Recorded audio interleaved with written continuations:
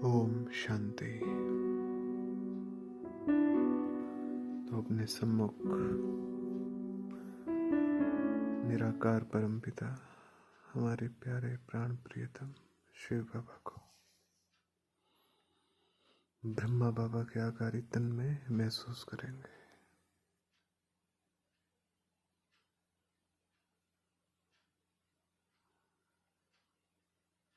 बाप दादा 2 कमल आसन लेकर आज उपस्थित हुए हैं।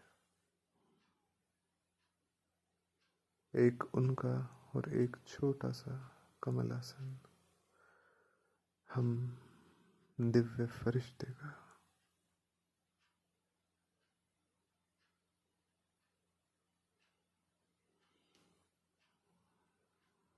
दृष्टि दे रहे हैं मीठी मीठी मुस्कान के साथ।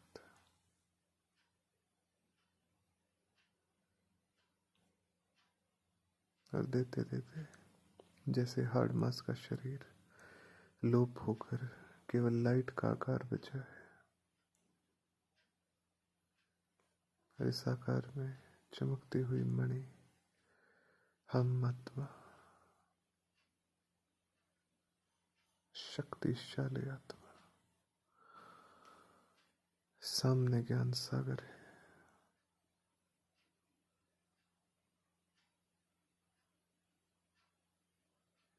उनसे ज्ञान रत्न और ज्ञान का सारा खजाना गैलप करेंगे। बाप दादा ने बिठाया हमें उस कमलासन पर,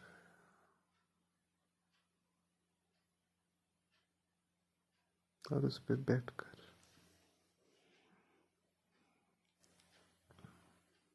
बाबा की आंखों में आंखें डालकर देख रहे हैं।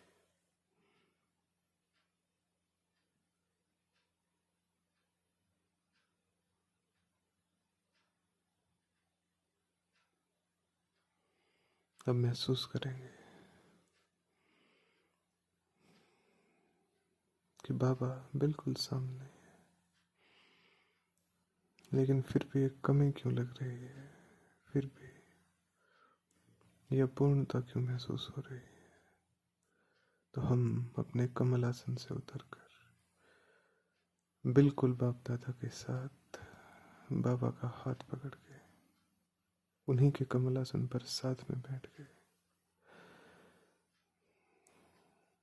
साथी और समान, तो साथ में बैठेंगे बाप दादा के, हमारे सतगुरु, हमारे टीचर,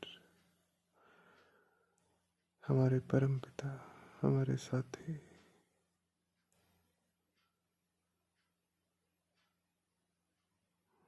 हमारे साथ है इस पूरी धरा पर। हमें समझने वाले हमारे सच्चे साथी बाबा ही है। हमारे हमारे सच्चे साथी बाबा ही है। तो ऐसे ही बिल्कुल नजदीक एक होकर साथी समान स्थिति में बैठकर बाप दादा से आज की ही साकार मुरली की रिवीजन करेंगे। क्या क्या बाबा ने कहा। तो बाबा ने सबसे पहले समझाने दी कि जो भी अंदर बुराइयां हैं, जो भी अंदर कचड़ा बचा हुआ है 63 जन्म का, उसे निकालना है ढूंढ ढूंढ के। परिस्थितियां आए और फिर वो अपने आप निकल के आए, उसका इंतज़ार नहीं करना है। क्यों? क्योंकि हम राजऋषि हैं, क्योंकि हम राजा हैं, महाराजा हैं। तो महाराजा इंतज़ार नहीं करते, जो आने वाला है उसको पहले ही परख कर यथार्थ निर्णय के आधार पर उस समस्या का पहले ही समाधान, माना पूर्व तैयारी में। तो ऐसे ही जो भी अंदर बचा हुआ है, परिस्थिति आए और फिर वो सामने आए और फिर हम उसका इलाज करें, फिर हम उसको ठीक करें, परिवर्तन करें, वो नहीं, खुद ही निकाल कर खुद ही परिवर्तन करते चलेंगे। तो विशेषकर बाबा ने आज समझाने दी कि आपस में बहुत प्यार से रहना है। कोई भी डिफरेंस भले ही विचारों का हो, भले ही भिन्न भिन्न मतें हों, लेकिन एक होकर रहना है, क्योंकि बाबा एक करने आते हैं। बाबा मिठास भरने आते हैं हमारे संबंधों में, हमारे मन में, हमारे जहन में। तो भिन्नता नहीं, एकता, हमेशा एकता, हमेशा एकता, एकता में रहना है। क्योंकि जन्म जन्मांतर बीत गए, टकराव होते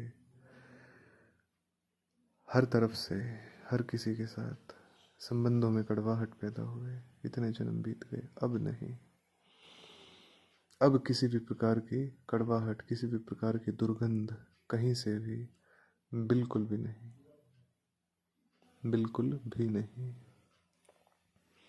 हमेशा बहते चलेंगे, हमेशा बहाते चलेंगे, सभी को साथ में लेकर चलेंगे। तो मतभेद नहीं, हमेशा एकता, एक मत की तरफ ही चलने का लक्ष्य है। तो एक दूसरे के साथ बहुत प्यार से रहना है, चाहे वो कोई भी है, बहुत प्यार से रहना है सभी के साथ। तो बाबा ने कहा कि हम ब्राह्मण कुलभूषण बच्चे, जो नई मनुष्य सृष्टि के संप्रदाय हैं, किसने हमें अपना बनाया है? कौन आया है जिसने ब्राह्मण कुलभूषण हमें बना दिया? तो ये महिमा तो बाबा की है, और बाबा की महिमा है, और बाबा कौन है इसको हम बच्चे ही समझ सकते हैं। क्यों? क्योंकि हम ही नई सृष्टि की संप्रदाय हैं, जिन्हें किसने जन्म दिया? स्वयं परमपिता परमात्मा ने ब्रह्मा के मुख द्वारा जन्म दिया। तो जैसे हमने पहले पहले जन्म लिया ना, पहले पहले जन्म लेने वाले, तो बड़े बच्चे हम हैं परमपिता परमात्मा के, जो इस दुख की दुनिया को परिवर्तन करके सुख की दुनिया स्थापित करते हैं। लेकिन आते भारत में हैं, तो हैं सभी के परमपिता, लेकिन कर्तव्य अर्थ एक विधि पूर्वक एक स्थान तो निर्धारित करना होगा आने का, कि यहाँ से परिवर्तन तो सारे विश्व का होगा, परिवर्तन तो सभी आत्माओं का होगा, लेकिन निर्धारित स्थान से। तो वो निर्धारित स्थान भारत है, भारत में ही आते हैं। तो खास भारत को ही परिवर्तन करते हैं, और आम सारे विश्व को परिवर्तन करते हैं। तो सहायक हैं बाबा हम सभी के, और हम सभी बाबा के सहायक हैं। तो सबसे पहले आकर ब्राह्मण संप्रदाय रचते हैं, और ब्राह्मण सो आदि सनातन देवी देवता धर्म फिर सतयुग में होता है। तो जो ब्राह्मण बनते हैं, जो ब्रह्मा के मुख द्वारा जन्म लेकर फिर अनेकों को आप समान बनाते हैं, फिर अनेकों को पतित से पावन बनाते हैं, 5 भूतों से छुड़ाते हैं, और उन्हें वारिस बनाते हैं कि वो बाप से वर्षा ले सके। तो यही सभी आत्माएं, हम सभी आत्माएं फिर आदि सनातन देवी देवता धर्म जो सतयुग में है, वहां पे जाकर राज्य करते हैं। आमतौर पे 4 युगों को हर मनुष्य जानते हैं, सभी मनुष्य जानते हैं। भले उन्हें पता नहीं है कि सतयुग था, उसमें जो देवी देवताएं थे वो कहीं ऊपर से नहीं आए थे, वो मनुष्य ही कहलाते थे, लेकिन मर्यादा पुरुषोत्तम थे। इसलिए देवता देवता उनकी क्वालिटी, मतलब मनुष्यों से वो उच्च थे, तो देवता कहलाते थे। लेकिन 4 युगों के अलावा जो 5वां युग है, बहुत गुप्त, जो बहुत छोटा सा युग है, जिसमें ही समस्त आत्माओं का परिवर्तन कर नए चक्र की, नए कल्प की, नए संप्रदाय की शुरुआत होती है। तो उस संगम युग को कोई नहीं जानते। तो बाबा ने कहा कि संगम को भूल गए। क्यों भूल गए? क्योंकि गीता, श्रीमद् भगवत गीता, महाभारत लड़ाई, जो इस समय का गायन है, और जिसके भगवान शिव हैं, उन्हीं को ही द्वापर में बिठा दिया है कि वो तो द्वापर में थे, श्री कृष्ण को द्वापर में ले आए। लेकिन द्वापर युग तो अर्ध कला की दुनिया है, वहाँ पे 8 कलाएं हैं। अर्ध कला की दुनिया में सर्व गुण संपन्न और 16 कला संपूर्ण आत्मा का आना या पार्ट बजाना, ये तो कायदा नहीं है, ये तो बेतरतीब अनुमान है, बेतरतीब दंत कथा है, हटा हुआ और अव्यवस्थित अनुमान है ये कि वो वहाँ पर आए हैं। क्योंकि जिस स्तर की आत्मा, वो अपने ही स्तर की दुनिया में जन्म लेगी। तो जो आत्मा संपूर्ण है वो संपूर्ण दुनिया की भी संपूर्णता में, अर्थात संपूर्ण दुनिया की भी आदि में जन्म लेगी। वो उसमें भी समय बीतने के बाद नहीं आएगी, क्योंकि समय बीतने के बाद उसकी संपूर्णता में और दुनिया की संपूर्णता में अंतर हो गया, तो वो उसका समय नहीं है। तो ऐसे ही अगर कोई अर्ध कला वाली आत्मा है तो वो त्रेता में भी जन्म नहीं ले सकती, क्योंकि उसकी 8 ही कलाएं हैं। तो वो आत्मा अपने समय अनुसार द्वापर में ही जन्म लेगी।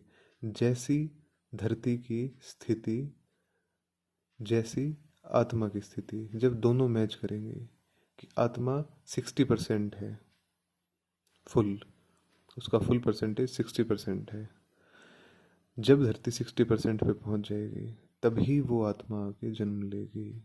यही कायदा है, क्योंकि तब उसके लिए, उसके लायक धरती तैयार है, जो उसका स्तर है उसी स्तर के अनुसार, तो वो तभी आती है।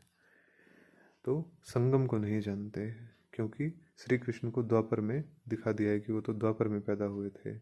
नहीं, जितने भी बड़े बड़े शास्त्र हैं, जितने भी दुनिया में कोई भी अनेकों मतें हैं, माता पिता उन सभी आत्माओं का, चाहे कोई शास्त्रधारी है, चाहे कोई शास्त्री है, चाहे कोई वेद पुराण सुनाने वाला है, मठ मंडलेश्वर है, धर्म स्थापक है, सभी का पिता, सभी के माता पिता एक हैं, शिव बाबा हैं।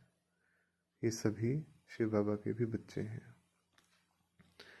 तो बाबा ने कहा कि गीता तो वैसे चलती आई है द्वापर से, लेकिन हम आत्माओं को कहना पड़ता है कि हम आपको नई गीता सुनाते हैं। क्यों कहना पड़ता है? क्योंकि जो पुरानी गीता है उसमें श्री कृष्ण को भगवान के रूप में दिखाया है। तो बाबा ने कहा कि श्री कृष्ण तो नंबर 1 रचना है, फर्स्ट क्लास फूल है, फ्लावर है, रचना नंबर 1 है वो, लेकिन रचयिता नहीं है। रचयिता की सर्वश्रेष्ठ रचना, रचयिता की बगिया का नंबर 1 फूल श्री कृष्ण साकारी देवता है। लेकिन गीता का भगवान तो निराकार है, निराकार परमपिता। और गीता में कहते भी हैं कि अजन्मा, अभोक्ता, अजूनी, जो जन्म मरण के चक्र से परे है, जन्म नहीं लेता, अपनी ही खुद की पहचान और परिचय स्वयं भगवान देते हैं गीता में। तो ये सारी चीज़ें श्री कृष्ण से तो मैच नहीं करती, क्योंकि वो तो जन्म मरण के चक्कर में भी आता है, पहले पावन होता है फिर पतित भी बनता है, जन्म लेते लेते 84 का चक्र है श्री कृष्ण का। फिर वही ब्रह्मा बनते हैं और ब्रह्मा के ही तन में फिर से परमपिता परमात्मा का अवतरण होता है और ब्राह्मण रचे जाते हैं। और वो युग संगम युग कहलाता है, छोटा सा युग, महापरिवर्तन का युग, पतित से पावन बनने का युग, परमात्म मेले में झूमने का, उसका अनुभव करने का युग, छोटा सा युग। तो सृष्टि का रचयिता एक ही है, ना तो सृष्टि का रचयिता ब्रह्मा है, ना सृष्टि का रचयिता श्री कृष्ण है, ना ही विष्णु है, ना ही शंकर है। इन सब का भी पिता, परम पिता, सुप्रीम फादर, निराकार, परम सत्ता, ज्योति बिंदु स्वरूप, रुद्र, वो है रचयिता, क्रिएटर, शिव, हमारे प्राण प्रियतम, हमारे सच्चे साथी। तो एक बार महसूस करेंगे कि ये सब रचना जिसने रची है जिसने ब्रह्मा को भी रचा है, विष्णु को भी रचा है, शंकर को भी रचा है, श्री कृष्ण जिसकी सर्वश्रेष्ठ रचना है, वो इतना ऊंचा सागर, सर्वशक्तिवान क्रिएटर है, रचने वाला, वो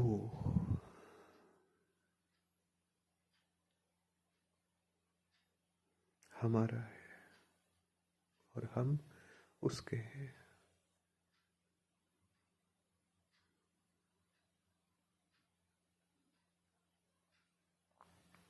भगवान है वो इस सुहाने, इस प्यारे खुशबूदार बगिया का, और वो हमारा है। बाकी ये संसार तो असार है, इसमें कोई सार नहीं। इसीलिए बाबा को आना पड़ता है इस असार संसार को सार स्थित करने के लिए। सार स्थित अर्थात नई दुनिया सतयुग स्थापन करने के लिए।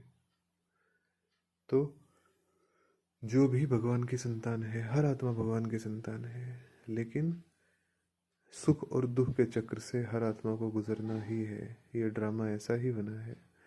आधा कल्प सुख चलता है, सुख का राज्य। सो भोगती भी बहुत कम आत्माएं हैं, केवल 33 करोड़ आत्माएं, उनमें भी नंबरवार मर्तबा। तो बाबा ने बताया, याद दिलाया कि बादशाही के सामने तो बाकी जो कर्मचारी हैं और जो काम करने वाले हैं वो तो गरीब ही समझे जाएंगे ना। हालांकि फीलिंग नहीं होगी वहाँ पे कि कोई गरीब है, कोई छोटा है, कोई बड़ा है, लेकिन अब अगर कायदे से देखें तो बादशाही के सामने बाकी तो सब गरीब ही होंगे ना, चाहे भले ही बहुत बड़े साहूकार हैं। लेकिन बादशाही के सामने जब बात बादशाही की है तब तो गरीब ही कहे जाएंगे। जैसे यहाँ पे अनेकों अनेक आत्माएं हैं, अनेकों अनेक अपना जीवन यापन कर रही हैं, और इस समय धरती पर उन आत्माओं की तादाद सबसे ज़्यादा है जो केवल और केवल जीवन यापन करने अर्थ ही खाते कमाते हैं और काम करते हैं। उनका धरती पे कोई प्रयोजन नहीं है। और ये कितनी विकट स्थिति है, कितनी विचारणीय बात है ये, कि केवल समय कट रहा है। दुनिया के परिवर्तन का समय आ जाएगा, वो अपना पार्ट बजाते रहेंगे, जो भी पार्ट है, और फिर उस परिवर्तन के बहाव में बहते हुए ही परिवर्तन होकर चले जाएंगे वापस। और फिर से जब आधा कल बीत जाएगा, फिर से जब केवल एक युग ही बचा होगा या 2 युग ही बचे होंगे, अपने अपने समय अनुसार फिर से आएंगे, आकर फिर से वही असार संसार में पार्ट बजाएंगे। और फिर से जब परिवर्तन की बयार बहेगी ब्राह्मणों के द्वारा, तब फिर से चले जाएंगे। तो कितना वैरायटी पार्ट है। तो बाबा ने कहा कि बाप कितना सुख देता है, सुख की दुनिया का मालिक बनाता है। तो जो सुख देता है उसको नेचुरल आत्मा याद करती है, बुद्धि याद करती है सुख देने वाले को। तो जैसे कोई बहुत प्यारा दोस्त हो तो उसकी याद स्वतः ही आती है। कोई बहुत प्रियजन हो हमारा, उसकी याद स्वतः ही आती है। उसे याद नहीं करना पड़ता, वो तो याद रहता ही है, समाई हुई ही रहती है उसकी याद। बातों में जिक्र आ जाता है, चेहरे पे भाव आ जाते हैं, और आंखों में एक चमक आ जाती है जब भी जिक्र हो किसी ऐसे सुख देने वाले का। बातें बहुत सारी हों, जिक्र बहुत सारे हों, लेकिन रह रह के उन्हीं का ही जिक्र आ जाता है।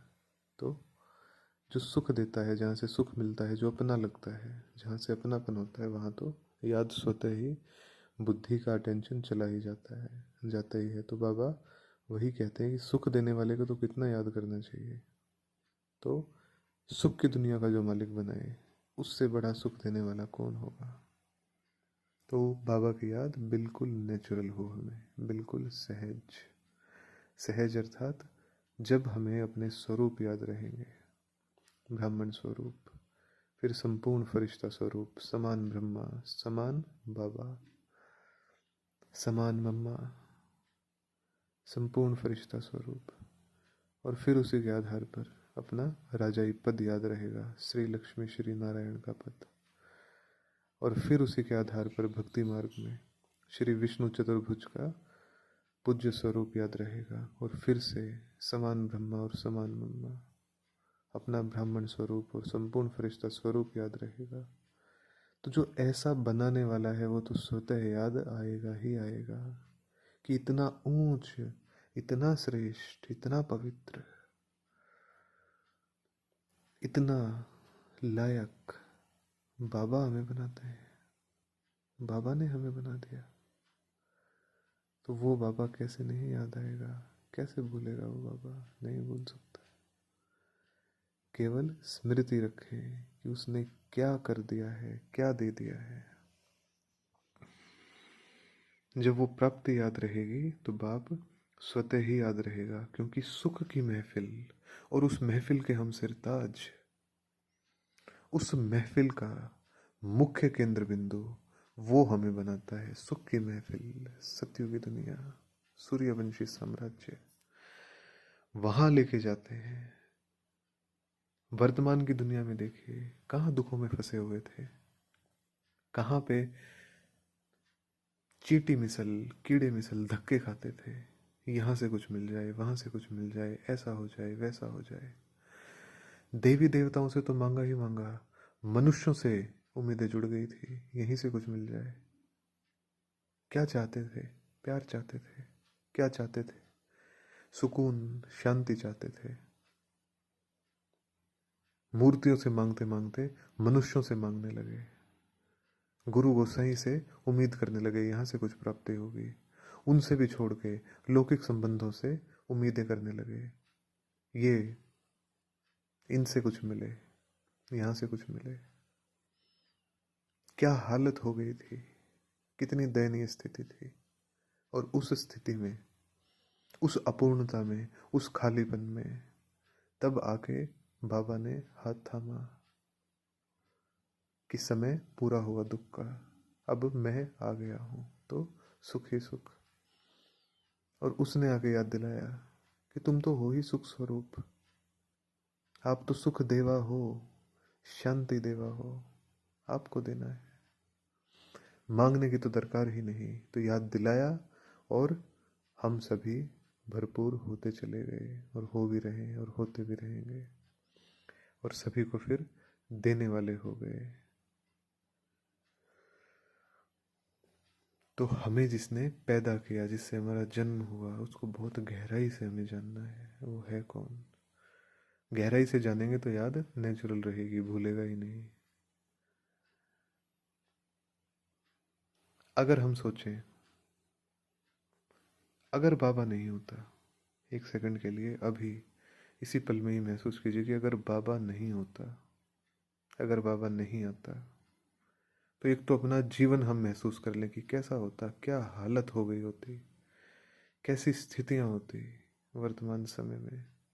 उन स्थितियों को महसूस कर लें कि जब से बाबा मिला है क्या क्या बदल गया। और अगर नहीं मिलता, अगर अब बाबा नहीं होता, तो हम कैसा जीवन जी रहे होते, क्या हमारी हालत होती, कैसी मन की अवस्था होती, कैसी बुद्धि की क्षमता होती, बुद्धि की अवस्था होती, महसूस करेंगे।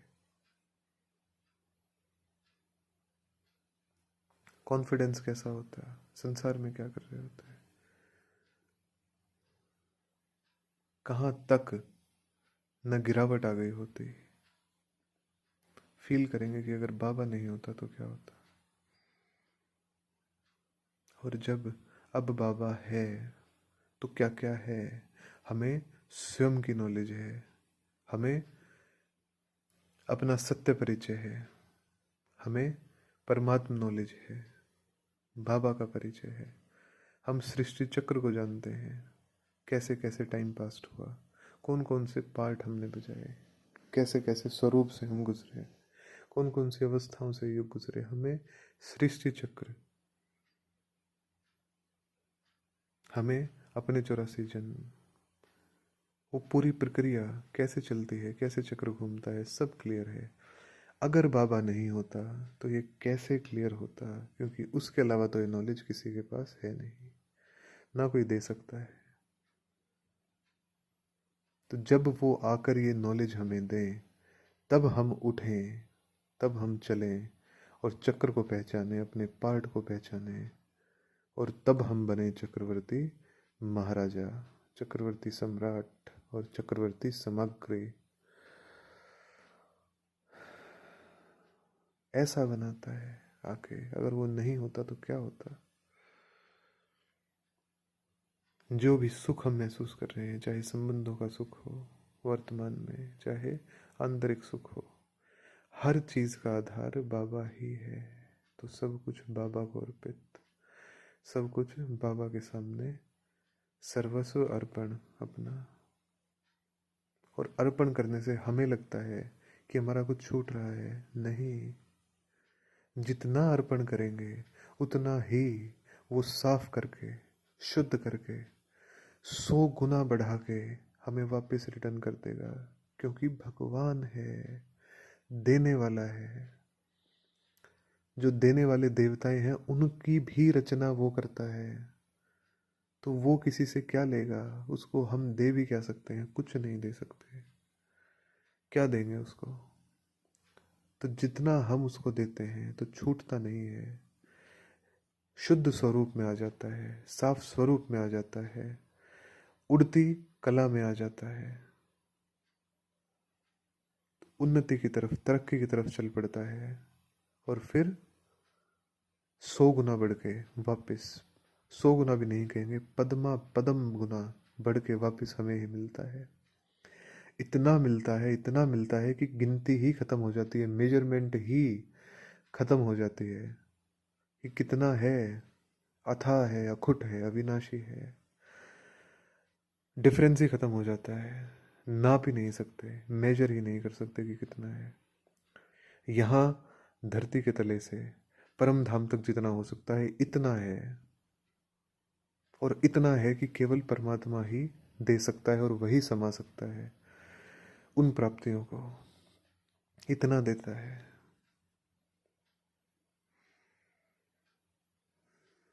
तो कितनी ऊंची प्राप्ति है।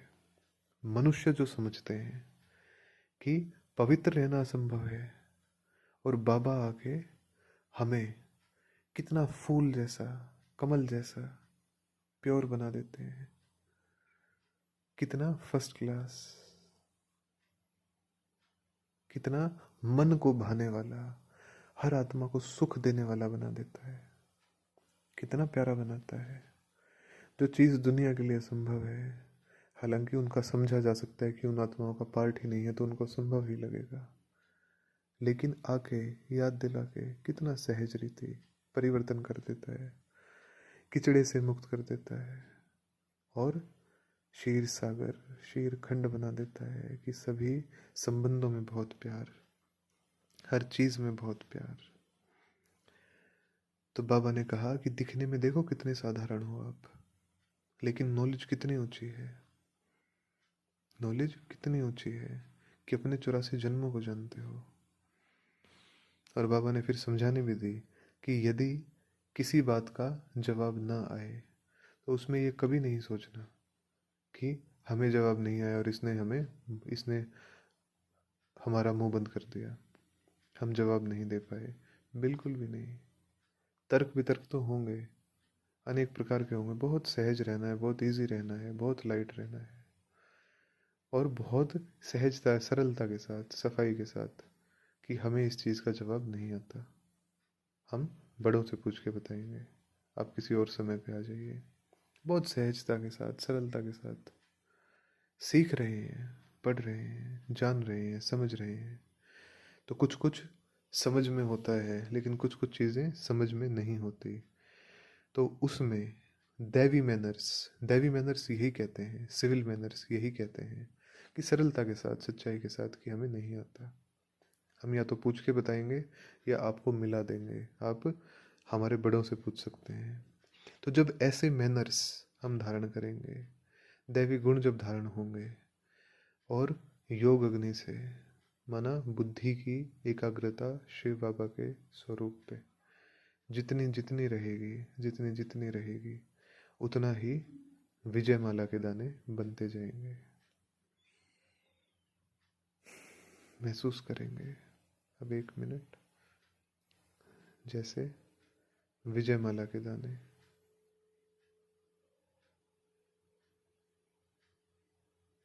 आत्माओं रूपी कल्प वृक्ष परम धाम में, वहां सबसे ऊपर जो विजय की माला है उसके नंबर 1 दाने हम हैं। खुद को वहां महसूस करेंगे बाबा के साथ।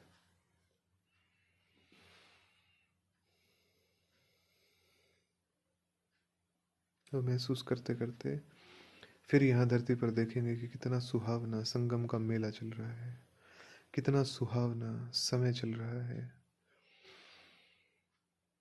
जीवन मुक्ति का वर्षा हम ले रहे हैं। जीवन मुक्ति का वर्षा हम आत्माएं ही लेती हैं, सन्यासी कभी नहीं लेते, बड़े बड़े मठ मंडलेश्वर कभी नहीं लेते। भल वो पिता उनके भी हैं, लेकिन वो मुक्ति, उनका रुझान मुक्ति है, उन्हें सृष्टि चक्र से ही निकलना है कि वापस जाके आए ही ना। लेकिन ऐसा तो हो नहीं सकता, वापस भी जाना पड़ेगा और वापस आना भी पड़ेगा अपने अपने समय अनुसार।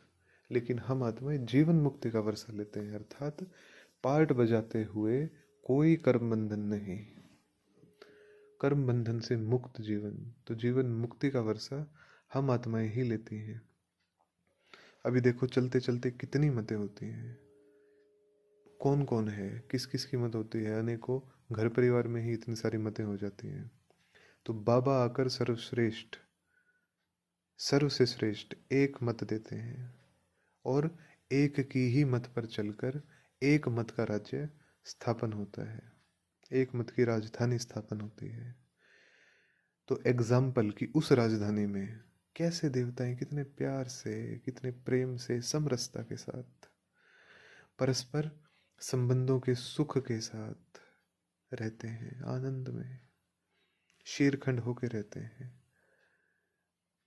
बजाय इसके कि इस दुनिया में कितने लड़ाई झगड़े हैं हर तरफ, छोटी छोटी बातों पे, घर परिवार में, बाहर की दुनिया में, देशों के बीच, सब कुछ जैसे गल गया है, सब कुछ जैसे सड़ गया है अंदर में। इस प्रकार का कैसी हालत हो गई दुनिया की। लेकिन हमारी दुनिया जो हमारे द्वारा स्थापन होती है वो कितनी मीठी, कितनी सुखों की दुनिया है। तो हम एक आदत बनाएंगे कि उस सुखों की दुनिया को हम याद करेंगे। आज का हमारा होमवर्क भी यही है कि उस सुखों की दुनिया को जितना हम याद करेंगे, अपने उस स्वरूप को जितना, देव देव स्वरूप को जितना हम याद करेंगे, उतना ही यहाँ की दुनिया से खींच भी कम होती जाएगी। जैसे कोई लेन वास्ता ही नहीं रहेगा, देखते भी नहीं देखेंगे, होते भी यहाँ होंगे ही नहीं, क्योंकि ये हमारी दुनिया है ही नहीं, ये रावण की दुनिया है। इसे रावण ने स्थापन किया है, यहाँ पे रावण का साम्राज्य है, हमारा इससे कोई लेना देना नहीं। हमारी तो वो दुनिया है, शीरखंड की दुनिया, सच्चाई की दुनिया, सफाई की दुनिया, सरलता की, निर्मलता की वो दुनिया।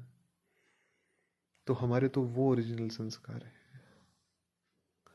तो बाबा के बच्चे, और उसमें भी कुछ विशेष रत्न जो कितने सरल, कितने निर्मल होते हैं, कितने सुख देने वाले होते हैं, बेहद का भाव रखने वाले होते हैं, कितने सच्चे होते हैं, कितने साफ होते हैं अंदर बाहर।